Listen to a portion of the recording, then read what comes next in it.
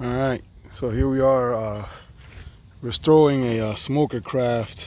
I believe it's a smoker craft, 16 feet, and it has a whole bunch of leaks in the bottom. So what I did was I stripped all the old bottom paint off for now, and I used one of these wire wheel, my grinder, not the twisted up one because it kind of digs in too deep into the aluminum, but just the straight crimped one. And initially, I went to Lowe's or I believe Home Depot, one of these big box stores, and got one of these wire brushes for like 20 bucks or 18 bucks, which is a lot of money because I went through like three of them, and I went to just Freight Harbor and eventually bought the cheaper ones, and they work just as well for this type of stuff. So after that, I put down some of that West Marine G-Flex on all of these rivets, and I mean it's kind of dirty right now. I don't know if you can tell, but I gotta wipe it down before I paint all this stuff. But I went around the seam, and this G-Flex stuff comes with a filler, so you can make it thicker. Like for over here, where the seams are like kind of separated a little bit. I've even heard of people just repairing gashes and stuff with this, using that thicker stuff. But thankfully, this didn't have any gashes. I went around the seams with it. You can see I ground it pretty much to bare metal. You know, some spots have a little paint, but that's okay for this project, I think. So this is going to be the bottom side. And for paint, I'm actually not going to be using bottom paint because I'm not planning on keeping this boat on the water. It's a trailered boat. So for the short amount of time I'm going to be on the water, which is probably going to be like 3-4 hours at a time max, I'm using this. Hopefully it'll give me good results. This is Rust-Oleum topside paint. This is going to be navy blue.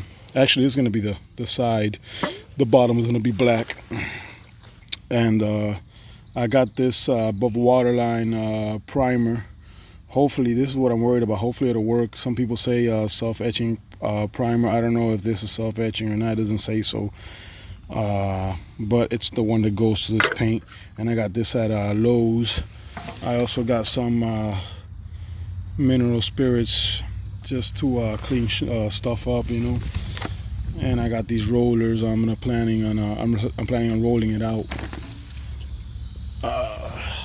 Yeah, these Freight Harbor kits that come with various ones. You see this twist up wire wheel. This kind of digs in too deep into the aluminum, and it makes kind of gashes. If you're not careful, you could probably go through the hole with this. If you're, you would have to be pretty drunk or something, but you could do it. The G-Flex comes with a syringe. It comes with this cup. And basically, you get equal parts of this, and here's the hardener. I've been using this for a couple of days, so it's kind of nasty right now. And the filler to make it thicker for bigger holes or just separation between things you want to glue or something like that. What you do is you mix this up, and it's like an epoxy. It is an epoxy actually, and supposed to be very good because it flexes with the aluminum. Regular epoxy, it gets hard, but it doesn't really flex.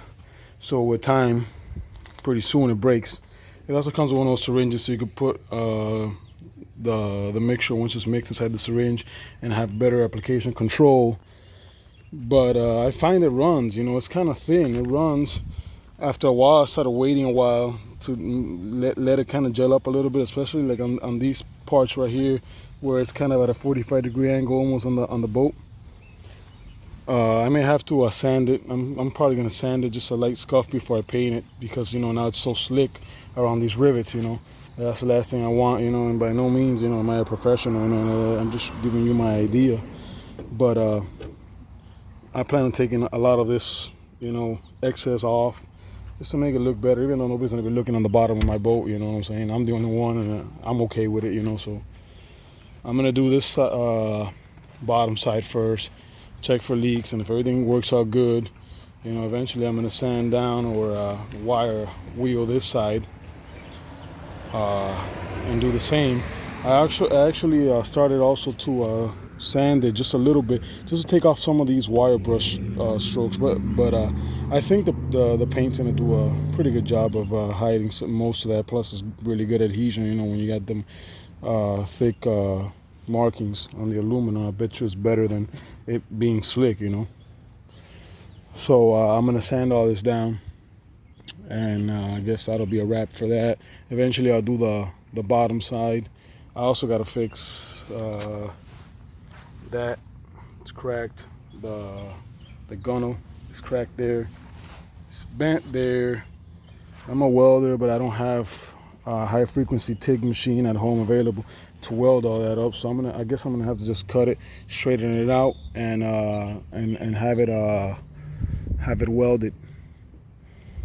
And from my understanding, this is a Smoker Crafts. I think that's what it says on the title. I don't know, because these older boats, this is like a 1970 something, you know, from what I understand. And after a while, you know, a lot of stuff gets mixed up.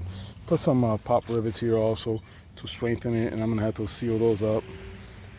Here's the other crack on the gunnel. It's on both sides, or rub rail. I don't know what you call it. I think it's a gunnel or rub rail. But it has one on this side, one on this side. If anybody has any ideas on fixing these gunnels, or where to obtain a brand new one, that would be great. If I could just obtain a brand new gunnel, go all the way across this, you know, or a replacement one, that'll be even better. So that's it for now. Thank you.